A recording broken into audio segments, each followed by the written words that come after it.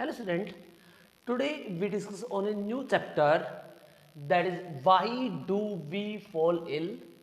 Fourth chapter हम करेंगे biology का। Why do we fall ill? हम बीमार क्यों होते हैं। तो फर्स्टली हम यहाँ पे एक टर्म डिस्कस करेंगे, वो आती है हेल्थ की। हेल्थ क्या होती है।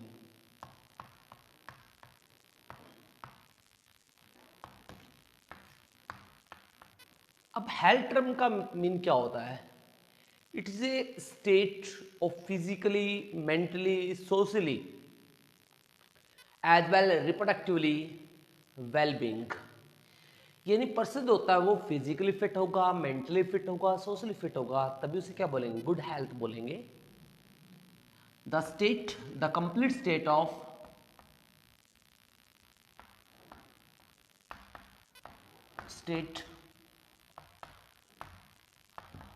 फिजिकली,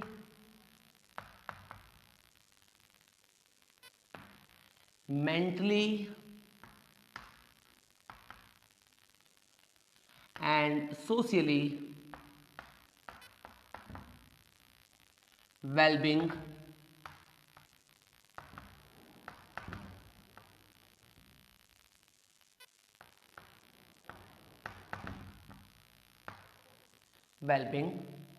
इस टर्म को क्या बोलते हैं, इस टर्म को बोलते हैं हेल्थ। अब देखिए इसमें कौन कौन सी स्टेट निकाली जाती है। फिजिकली फिट होना चाहिए, मीन किसी तरह की उसके अंदर कोई डिजीज नहीं होनी चाहिए। अगर पर्सन में कोई पैथोजन नहीं है, कोई डिजीज नहीं है, तो उसको हम हेल्थी नहीं कह सकते कंप्लीटली, क्योंकि हम जनरली मानते हैं कि हमारी बॉडी में कोई पैथोजन नहीं है, हमारी बॉडी में कोई जर्म्स नहीं है, या हमारी बॉडी डिजीज फ्री है। तो इट्स मीन ये नहीं है कि कि हमारी जो हेल्थ है वो गुड हेल्थ है। इसके अलावा नॉट फिजिकली, इसके अलावा ये अदर टू फैक्टर भी यहाँ पे अफेक्ट करते हैं हेल्थ को।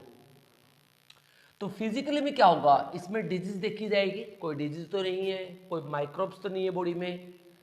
अब मेंटली पर्सन जो होता है वो मेंटली फिट भी होना चाहिए गुड हेल्थ के लिए, यानी उसके अंदर किसी हाइपरटेंशन ना हो, इस तरह कंडीशन ना हो, स्ट्रेस फ्री हो। फिर देन सोशली, अब वी आर सोशल एनिमल, हम जो ह्यूमन है एक सोशल एनिमल है, तो वहाँ पे सोशली जो है स्टेटस जो होता है वो वहाँ पे मैटर करता है। तो सोशली फिट ह्यूमन तभी होगा, सोशली अगर ह्यूमन फिट होगा तो पर्सन क्या कहलाएगा, वो हेल्दी पर्सन कहलाएगा। अब यहाँ पे देखते हैं factors that determine good health. ऐसे कौन कौन से फैक्टर्स हैं जो गुड हेल्थ को मेंटेन करते हैं। फैक्टर वही है, फिजिकली, मेंटली, सोशली, उन्हीं के ऊपर डिस्क्राइब किया हुआ है। देखो अगर पब्लिक क्लीननेस होगी, हमारे जो सराउंडेड एरिया है अगर वो साफ सुथरा होगा, प्रॉपर्ली सैनिटाइज होगा, उसमें अच्छी क्लीननेस होगी, तो प्रॉपर्ली सैनिटेशन होगा, तो क्या होगा, इन्वायरमेंट जो है वो कैसा होगा, डिजीज फ्री होगा। यानी उसके अंदर डिजीज होने के चांसेस होते बहुत कम होंगे, और सोसाइटी जो है हमारी वो भी क्या रहेगी, डिजीज फ्री रहेगी।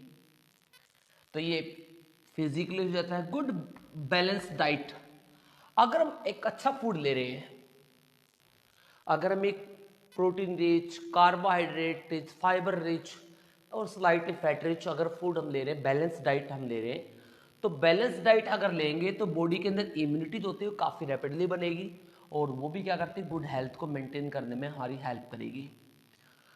गुड सोशल इन्वायरमेंट, अगर हम सोशली फिट हैं तो हम क्या रखेगी, हमें टेंशन फ्री रखेगी ये, राइट, हमें स्ट्रेस फ्री रखेगी, और वो भी क्या करती है, हमारी हेल्थ को डिटरमाइन करती है, फैक्टर है मेनली। अब देखते हैं डिजीज क्या होती है। अब तो डिजीज देखो, डिज इज का मतलब तंग करना किसी चीज को, राइट। तो बॉडी के किसी पर्टिकुलर फंक्शन को कोई आउटर फैक्टर क्या कर रहा है, डिस्टर्ब कर रहा है, तो उसे क्या बोलेंगे, उसे बोलेंगे डिजीज। तो क्या लिखते हैं इसे, it is A abnormal condition, या इट इज एन भी लिख सकते हो, it is an abnormal condition of a part or organ and affect their function दो क्या करेगी, डिजीज होती है वो किसी एक बॉडी के पार्ट को या किसी एक बॉडी के ऑर्गन को इफेक्ट करेगी या मोर देन वन ऑर्गन को इफेक्ट कर सकती है, और क्या करेगी, ये उसके फंक्शन को भी इफेक्ट करेगी। क्या करेगी, जो मान लीजिए स्टमक के अंदर होती है तो स्टमक क्या करता है, फूड को डाइजेशन करने में हेल्प करता है, तो उसके फंक्शन स्टॉप हो जाएंगे या उसके फंक्शन जो होते हैं वो स्लो हो जाएगा, तो उसको क्या करेगी, इसकी फंक्शन को इफेक्ट करेगी। अब डिजीज जो होती है वो कोज की जाती है पैथोजन के द्वारा।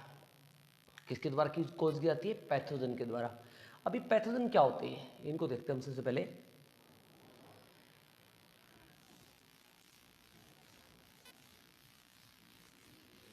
इन पैथोजन एंटीजन भी कहते हैं,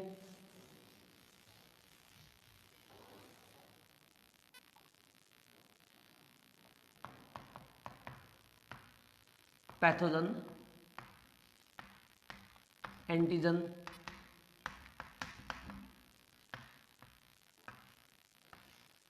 The factor which cause disease, the factor which cause disease, ऐसा कोई फैक्टर जो डिजीज कोज करता है उसे क्या बोलते हैं हम, उसे बोलते हैं पैथोजन। क्या बोलते हैं उसको, पैथोजन कहते हैं। अब पैथोजन तो होता है, कौन कौन पैथोजन हो सकता है, कौन कौन एंटीजन हो सकता है। एंटीजन कोई बैक्टीरिया हो सकता है, कोई वायरस हो सकता है, कोई प्रोटिस्टा हो सकता है,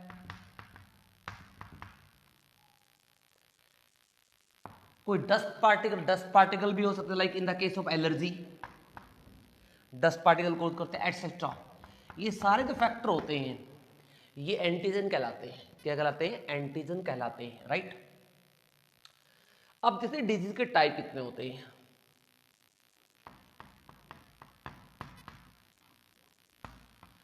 टाइप्स ऑफ डिजीज।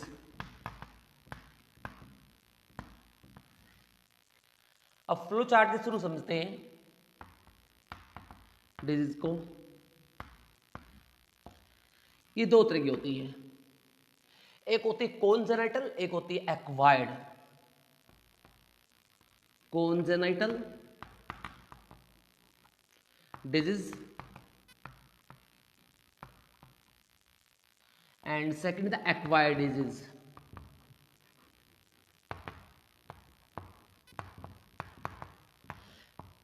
कोनजेनेटल वो डिजीज होती है, ऐसी डिजीज जो जेनेटिकली ट्रांसफर होती है। जेनेटिकली मीन पेरेंट्स के पास थी तो बच्चे में ट्रांसफर हो जाएगी, like Klinefelter effect, Turner syndrome, sickle cell anaemia.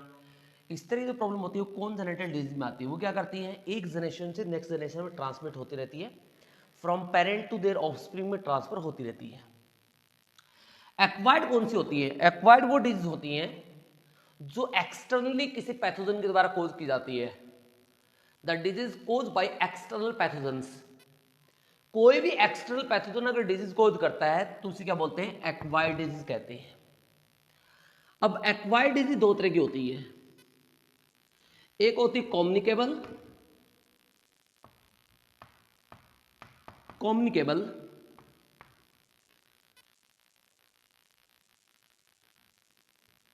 Communicable disease, ये इसे ट्रांसमिशन डिजीज भी कहते हैं। ये डिजीज वो डिजीज होती है जो एक ऑर्गेनिज्म से यानी एक ह्यूमन से दूसरे ह्यूमन या अदर एक एनिमल से दूसरे एनिमल में ट्रांसफर होती है, उसे कहते हैं कम्युनिकेबल। ये बैक्टीरियल हो सकती है, ये कोई और हो सकती है, इसे कहते हैं कम्युनिकेबल डिजीज। दूसरी होती है non communicable, non transmissible, non communicable. Non communicable disease वो होती हैं जो एक पर्सन से दूसरे पर्सन में ट्रांसमिट नहीं होती। जैसे कैंसर है, कैंसर अगर मान लीजिए किसी एक पर्सन को है तो वो दूसरे पर्सन में नहीं जा सकती। कोई न्यूट्रिशन डिजीज है, लाइक अगर मान लीजिए किसी पर्सन को रिकेटस है प्रोटीन की वजह से, या बेरी बेरी है विटामिन बी की वजह से, तो वो डिजीज जो है वो आगे ट्रांसफर नहीं हो सकती। कम्युनिकेबल वो डिजीज होती है, जैसे मैंने डिस्कस किया लाइक कोरोना वायरस। अभी डिजीज फैली हुई कोविड-19, वो डिजीज क्या करती है, एक पर्सन दूसरे पर्सन में स्प्रेड हो रही है तो वो कम्युनिकेबल डिजीज है। ऐसे ही अगर मान लीजिए रेबीज है तो एक पर्सन दूसरे पर्सन में थ्रू द डॉग्स के बाइट करने से ट्रांसफर हो सकती है, तो ये भी क्या है, कम्युनिकेबल डिजीज है। तो इस तरह डिजीज होती है कम्युनिकेबल कहलाती है, राइट, जो एक पर्सन दूसरे पर्सन में क्या होगी, ट्रांसफर होगी। तो अब इनके बारे में डिस्कस करते हैं।